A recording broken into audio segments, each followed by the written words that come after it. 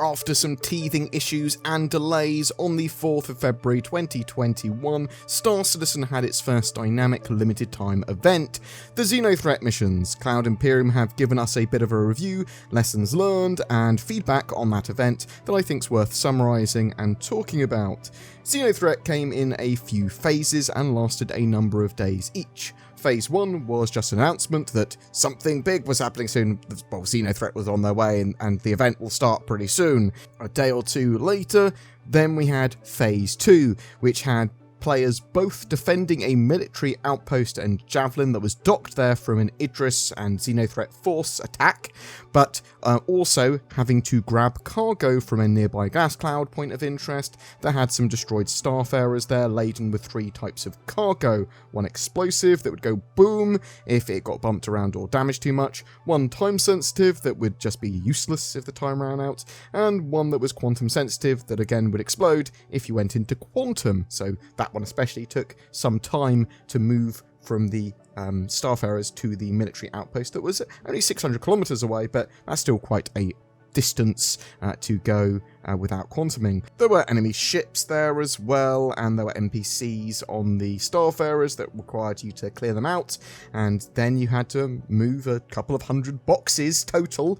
It's not a mission for just a single person, although you could participate as a single person, but you would require some of the server to get involved as well, or other groups to get involved, or lots of other individuals to get involved. And that was the joy of it. You could do this event at any scale. Once you got all the cargo needed, the phase ended, and you got paid a load of Alpha UEC based on your participation. Phase 3 started a few days later, which had players engaging with the XenoThreat fleet, which had an Idris, and once you took that Idris out and the ships out that were sort of escorting it, then 2 more Idris would spawn, and a larger sort of XenoThreat fleet, but also a Navy Javelin would come and assist players. So it was a pretty cool little battle, a nice little fleet match. This mission was very quick to complete though, for the most part, and was a great fleet battle. However, Phase 2 had been a lot longer as a mission, so that would take an hour or two, whereas this could take like 10-15 minutes. Also, Phase 2 was for around a week, whereas Phase 3 was only for a few days, and people weren't really informed when that was ending. So once that was over, that was the end of the event. It was a bit of a shame as it was so quick, and there were certainly issues that were experienced throughout these events, and we'll talk about some of them now. So XenoThreat was made with a load of what could be done in the game at the time. It's an important part and an important step for them making more limited time or dynamic events in the future. So Cloud Imperium said, some of the aspects of the event we found successful were large in-game income opportunities for players for all phases, FPS pirates populating the rec site, phase 2, and the team-orientated payout style. Many players appreciated the bonus of getting paid very well for doing the event in all phases. This further incentivized continued play and added replayability. Some players apparently wanted more payout for each cargo box sold at Jericho. Personally though, I actually really like the group-styled payouts that rewards you a little bit for your individual performance, but gives you a big sort of group-style bonus as well, and that's the sort of main drive to do it. You want to have it completed, you want to work together to complete the objective. There were issues with voice lines and time getting voice lines into games and them working properly. There was a load of bugs with that, and it was a bit of a bodge job. The phases didn't sort of come one after another contiguously and immediately, so it was a bit of a break between phase 2. Well, when's phase 3 starting? Phase 3 starting. And it's ended. Okay, so they didn't really communicate that very well, and there was the expectation that the whole event would be able to be played through as a single sort of session, whereas it wasn't. It was just a bit weird the way they did the phases. They said they would have preferred more time prototyping and testing, just the whole event in general, but especially with the Starfarer Rex, which would have worked and flowed better if they had more time there. They wanted an entirely zero-G Starfarer in there as well, as one of the sort of places to get cargo from, but they couldn't get it done in time. Combat there obviously needed work too. Performance was a severe limiting factor for this event, and therefore the spawning of enough enemies was going to be one of the major challenges. And even when they limited that, there were still poor frame rates, and there were loading times involved with getting sort of like assets and popping in of levels of detail of ships and wrecks and mission critical assets and things like that actually appearing there. Also, some players found taking out the Idris extremely easy in Phase 3. Retaliators with Typhoon torpedoes could easily destroy the Idris shields just in a couple of seconds.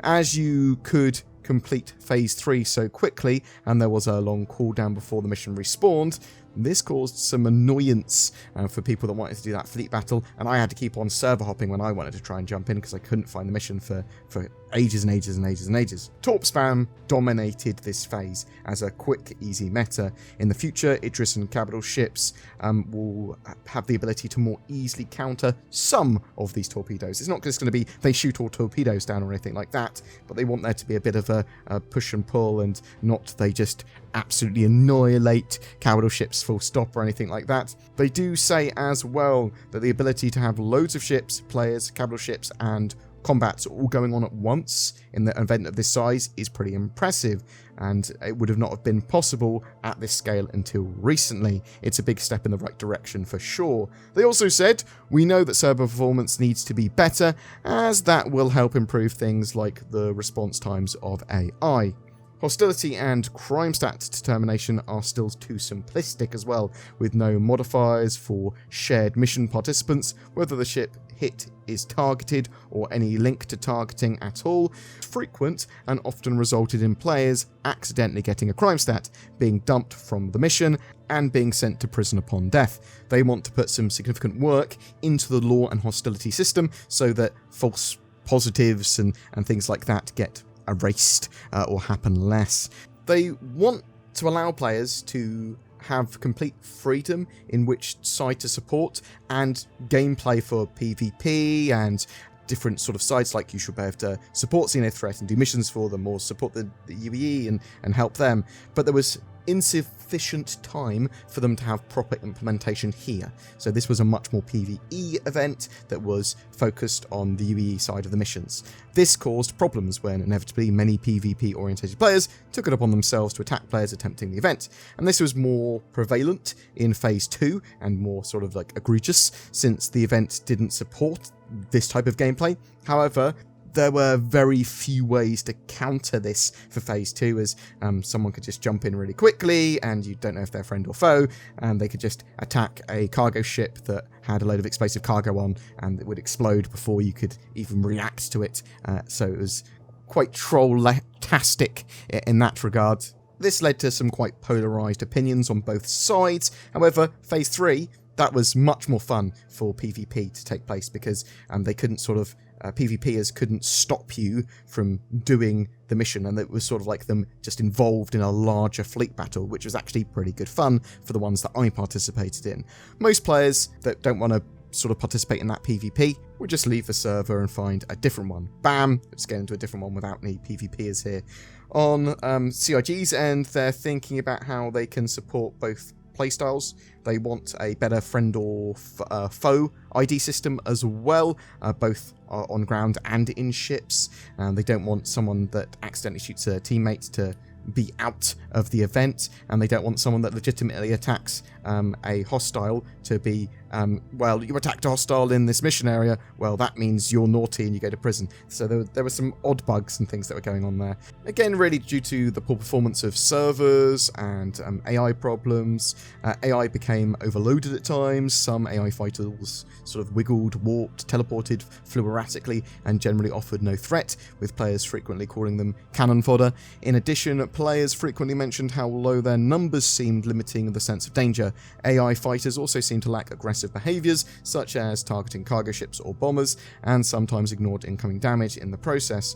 The Idris and its railgun, although are functional and powerful, they do want them to have better weapon targeting, and they do want them to pose more of a threat, although the railgun was certainly very cool, both in the way it looked and the terror that it did, sort of a player would have if it was aimed at them, because if that hits you, you're going down. EVA and physics grids still caused some issues as well and needs some refinement. Obviously, a large portion of the Phase 2 for the cargo sort of movement was on foot for players that wanted to do that. And yeah, some of those, the movement around an EVA is very janky, to say the least, and obviously lots of physics grid issues were detected and bugs were seen moving cargo around. Cloud Imperium went on to say, whilst it may still be a little early to bear much fruit for Alpha 3.13, it should be a big help for us in the long run. There is also a mandate this year for all teams to assign more time to optimizations that will help in this effort, and with server meshing on the horizon, along with several other longer term planned optimizations, we potentially will have much more significant gains when we make those come online. Boom! That's it with the XenoThreat post-mortem review, and I liked the fact that Cloud Imperium are very aware of what worked and what didn't. It should make future events like the Nine Tails lockdown that we've heard about all the better, and hopefully avoid these super short runs of parts of missions and phases for that. But what do you think? Did you play in the XenoThreat missions? What did you like about them? What did you dislike about them? What were your experiences like in general? What would you like to see in the future for dynamic missions and events? What do you think we're going to see from the Nine Tails lockdown? Whatever your thoughts, I'd love to hear from you in the comments below. I'm a massive NordVPN shill. Zin somehow represent shilling on the screen. In the current climate and modern digital age, you want your spaceships and internet browsing histories to remain yours and yours alone. I don't want some guy, let's call him Big Jake. I don't want Big Jake to see what I've been looking at. I don't want to even keep a record of what I've been looking at. No stealing my credit card infos. No, no, no, no. NordVPN provides protection and anonymity, it makes you anonymous, and accessibility to the internet. And if you are looking for a VPN, consider it, because it's also cheap. We use the links below for discounts and deals. Every month we have a ship giveaway, and March is no different. We're giving away a trio of ships, one each to 3 lucky winners. This month with a Origin 100i, 125A and 135C, all with game packages. Zin, have them flying around screen. All you need to do to be in for a chance to win one of those is comment on any of my videos made throughout the month. More details down below in the description. Please remember to like, subscribe and share the video, tickle the bell, whatever that means. It helps grow the channel and helps us make content more regularly. If you would like to further support the channel, please consider becoming a YouTube member with the join button below the video. You'll get some exclusive content each month, as well as a badge and emotes to use in your comments. There's also Patreon and direct donation links too. It's all down in the description below. Click on all of it. All of it. Thanks for watching. I hope you have a great March and roll on Alpha 3.13. Say thanks for watching, Zin. Thanks for watching, Zin.